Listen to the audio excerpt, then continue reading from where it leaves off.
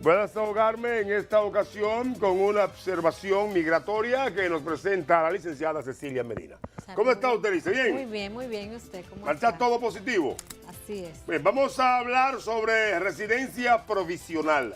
Así ¿Qué es una residencia provisional? La residencia provisional se otorga a aquellas personas que han sido pedidas o hechas una petición por su esposo o esposa y tienen menos de 2 años al momento de recibirla. Entonces, no necesariamente al momento de la cita, sino al momento de recibirla. Entonces, vamos a hacer una recomendación importante. Si usted está pedido y le faltan, acuérdese que cuando usted va a la cita y es otorgada su visa de inmigrante, usted no tiene residencia, sino visa de inmigrante. Entonces, la residencia se crea cuando usted entra a Estados Unidos. Entonces, una recomendación para usted, si a usted le faltan 4 meses, 2 meses para tener 2 años, espere antes de irse que se cumpla, que usted ya, la fecha de ese segundo año de matrimonio para usted entrar a los Estados Unidos, entonces poder tener su residencia permanente. ¿Por qué? Porque hay que hacer otro trámite, es provisional por 2 años, generalmente tienen que hacer otro proceso, a veces mandato a nuevas pruebas, mandato quizás a otra entrevista que es demandante. Entonces, espere cumplir esos 2 años. Luego, aunque usted vaya, por ejemplo, hoy, y si está de aniversario, por ejemplo, en junio, bueno, pues váyase después de junio y al momento de entrar, usted va a tener ya su residencia permanente. Muy bien, vamos a la primera llamada. Saludos. Buenas tardes. ¿Aló? Adelante, adelante la pregunta, adelante. Sí, bueno. Hable alto, diga. Bueno, pero hacerle una pregunta a la doctora, por favor. Adelante. Doctora, yo tuve cita el día 3 de marzo. Ok. Mi esposo me pide que es residente. Sí. Entonces, después me dieron una hojita donde me pidieron 2 o 3 datos más fotos fuera del matrimonio, factura en conjunto, y la del teléfono, un monitoreo de la llamada del teléfono, que de aquí de mi casa y de la de él, que entran y salen. Ok. Y los 3 pasaportes de mío y de mis 2 hijos los deposité el día 7. Ok. Gracias, dígame qué tiempo más o menos, que si tengo buena esperanza, porque ellos me pidieron los pasaportes y yo los deposité. Gracias, doctora. Sí, mire, usted fue sometida a un proceso administrativo, es decir, ellos requerían nuevas pruebas para comprobar que ese matrimonio era real. Si usted lo sometió ya y no ha recibido respuesta, lo ideal es hacer un caso en el mismo, del correo del mismo perfil donde hicieron la huella, desde ese correo escribir para actualizar su caso y verificar en qué tiempo y mantenerse actualizándolo para ver en qué tiempo ya concluye el proceso administrativo. Una llamada más. Buenas tardes, saludos, show de Nelson. Buenas tardes. Hello. Adelante. Sí, buena. Diga usted. Una pregunta a la doctora. Adelante. Sí, hello. Sí, adelante. Dele. Sí, yo quiero preguntar. Yo pienso solicitar visa de Ok. paseo a Estados Unidos. Ok. Si estoy en data crédito, ¿qué problema hay para...? Bien, fíjese, si usted está en data crédito por una deuda inmanejable, no es prudente porque no le queda para viajar. Pero si está en data crédito por un mal manejo de un momento y ya está resuelto, no tiene ningún inconveniente. Eso afecta cuando está inmanejable o esa deuda es mayor que sus ingresos de todo un año. Buenas tardes, licenciada. Mi hermano es ciudadano americano y hace 5 meses pidió a mis padres. Soy menor de edad, tengo 16 años y me gustaría saber si a mí me puede salir la residencia junto con mis padres.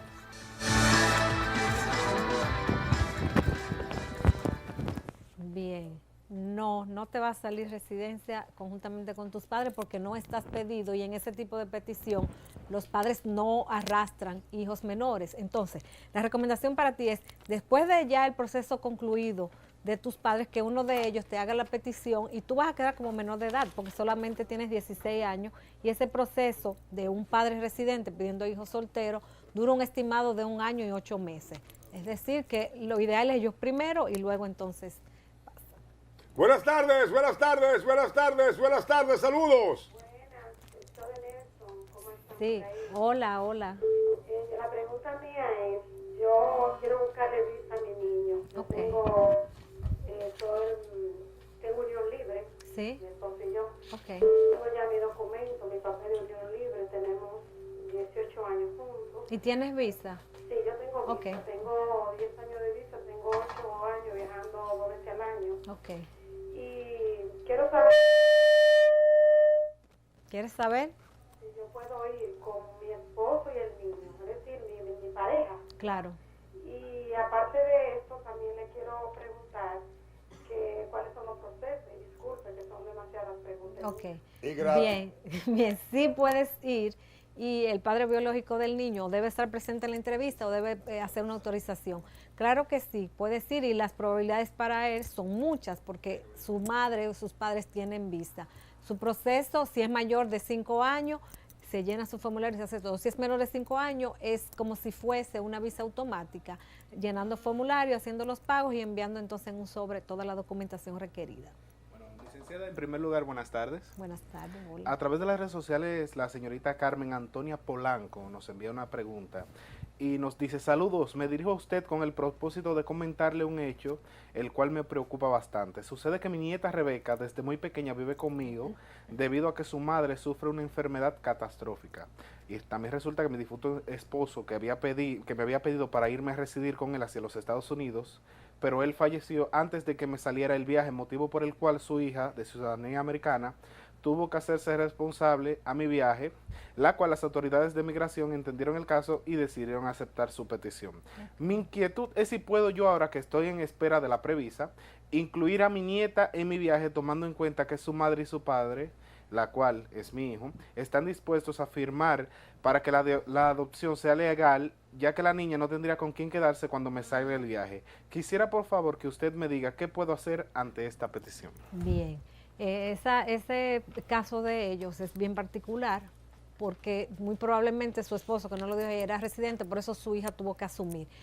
¿Qué pasa? Para poder ella incluir a ese hijo menor, habría que hacerle una petición separada porque es una hija y entonces haciendo esa hija no arrastra porque sería hermano de la hija de la señora. Es decir, lo primero es la adopción terminada el proceso y luego ella es la que debe hacerle una petición a ese menor. Tengan en cuenta que para poder un padre que sea por adopción transmitir derechos migratorios debe hacer esa adopción, debe estar concluida antes de los 16 años y las adopciones son procesos largos y tediosos. Es decir, que la recomendación es que la inicie inmediatamente para que ella, después de ya el viaje concluido de su hija, ella pueda pedir entonces a ese hijo. Buenas tardes, show de Nelson, asuntos migratorios. Buenas. Sí, Dime, bueno. Moy. Mira, amor, yo quiero saber, yo quiero visa, Okay. pero yo no trabajo, yo dependo de mi esposo. Entonces, ¿qué yo podría hacer? Bien, puedes ir con la solvencia de él siempre y cuando sea suficiente para dos.